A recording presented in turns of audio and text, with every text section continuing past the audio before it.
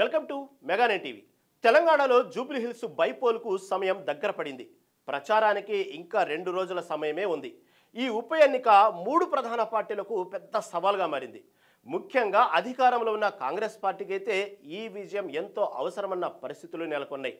ఇజ్జత్ కా సవాల్ అన్నట్టుగా ప్రచారం సాగిస్తున్నారు ఇక్కడ. కానీ సీన్ రివర్స్ అయితే ప్రభుత్వంపై వ్యతిరేకత ఉందన్న సంకేతాలు మరింత బలపడతాయి.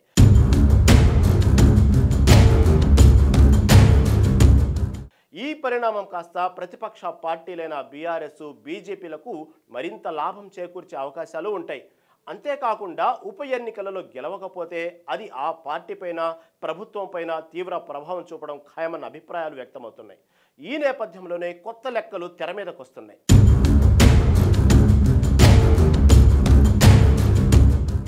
సీఎం రేవంత్ ఎన్నికల ప్రచారం కొనసాగిస్తున్నారు. సర్వే నివేదికలు పార్టీలో టెన్షన్ పెంచుతున్నాయి. ఇదే సమయంలో ఎన్డీఏ భాగస్వామిగా ఉన్న జనసేనాని పవన్ ఎన్నికల ప్రచార బరిలోకి దిగటానికి షెడ్యూల్ ఖరారైంది. రేవంత్ తొలి నుంచి వ్యూహాత్మకంగా కాపాడుకుంటున్న ఓటు బ్యాంకు పైన ఇప్పుడు పవన్ గురి పెట్టారు. ఇప్పటికే బీజేపీ రాష్ట్ర నేతలతో జనసేన నాయకులు మద్దతు ప్రకటించారు. అయితే బీజేపీ అభ్యర్థికి మద్దతుగా ఒకరోజు రోడ్ షో, బహిరంగ సభకు హాజరు కావాల్సిందిగా పవన్ కళ్యాణ్ ఆహ్వానించాలని బీజేపీ నాయకులు నిర్ణయించారు. బీజేపీకి మద్దతుగా తెలంగాణ జనసేన నాయకులు, కార్యకర్తలు ఇంటింటికి ప్రచారం నిర్వహిస్తున్నారు. జూబ్లీ హిల్స్లో సామాజిక సమీకరణాలు కీలకంగా మారాయి.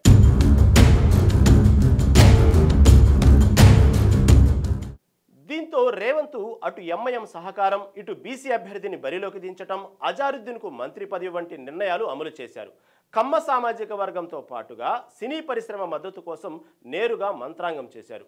టీడీపీ ఇప్పటి వరకు ఈ ఎన్నికపైన ఎలాంటి ప్రకటన చేయకపోవడంతో 2023 ఎన్నికల తరహాలోనే టీడీపీ మద్దతుదారులు ఉప ఎన్నికల్లో కాంగ్రెస్ వైపు నిలుస్తారనే అంచనాలు ఉన్నాయి.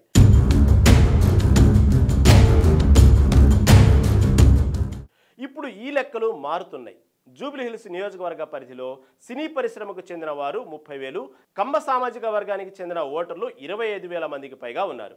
వారి ఓట్లను ఆకట్టుకోవాలంటే పవన్ను ప్రచారానికి రప్పిస్తే జూబ్లీ హిల్స్ ఎన్నికల్లో బీజేపీ విజయం సాధిస్తుందని ఆ పార్టీ నేతలు ధీమాతో ఉన్నారు. ఈ నియోజకవర్గంలో కమ్మ సామాజిక వర్గం ఓటర్లు ఎక్కువగానే ఉన్నారు. మరోవైపు సినీ రంగానికి చెందిన వారు, కాపు సామాజిక వర్గం ఓటర్లు కూడా ఎక్కువే.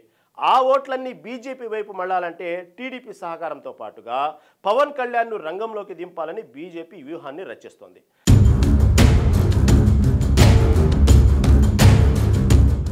సీమాంధ్ర ప్రాంతానికి చెందిన ఓటర్లు పెద్ద సంఖ్యలో ఇక్కడ ఉన్నారు. ఏపీకి చెందిన బీజేపీ నేతలు ఇప్పటికే ఇక్కడ తమ పార్టీకి మద్దతుగా రంగంలోకి దిగారు. ఇక పవన్ బరిలోకి దిగితే సామాజిక సమీకరణాల మద్దతు లెక్కలు మారటంతో పాటుగా ఫలితంపైన ప్రభావం ఖచ్చితంగా కనిపిస్తోంది.